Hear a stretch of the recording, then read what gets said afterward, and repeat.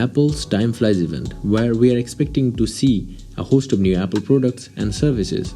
But first, let me clear this. It doesn't seem like there will be new iPhones. Typically, Apple's September events marks the arrival of Apple's latest and greatest iPhones, but you shouldn't expect to see them on this Tuesday.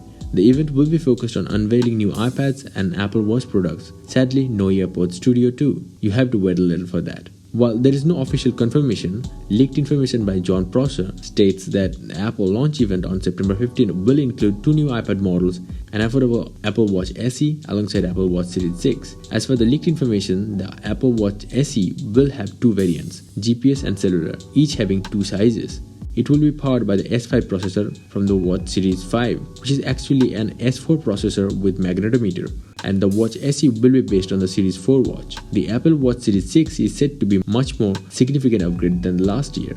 Apple Watch Series 6 is said to sport same design as the Series 5, but come with new features like blood oxygen monitoring, sleep tracking, and improved ECG blood oxygen sensor. It will also come with altimeter, improved performance, new color options, new band materials, and Apple S6 chip. Most importantly, it will also come with fast charging support, but there is no change in battery life though. The new Apple Watch series model could also be launched as the Apple Watch for the standard SE model and the Apple Watch Pro for the Watch Series 6, like iPads. And talking about the iPads, not much is known about the iPad Air. We can expect Apple to launch the new iPad with faster processor, thinner bezels around the display. The new iPad is said to look a lot premium like the iPad Pro 2020. If rumors are to be believed, the iPad is also likely to ditch the Touch ID and the Home button in favor of Touch ID on Power button. If that happens, it would be the first Apple product to do so. The design schematics also shows the iPad Air 2020 will have magnetic connectors on the back for the Magic Keyboard support. That's cool.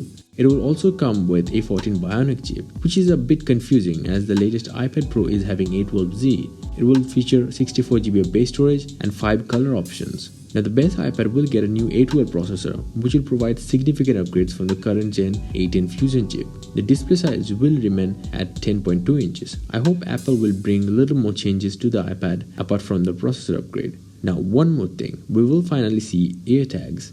Yes, courtesy of John Prosser and concept creator, we can take a look at it. But here's the surprising thing, you need to buy a separate pouch to attach it to a keychain.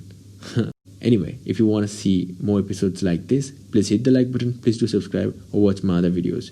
Bye and take care.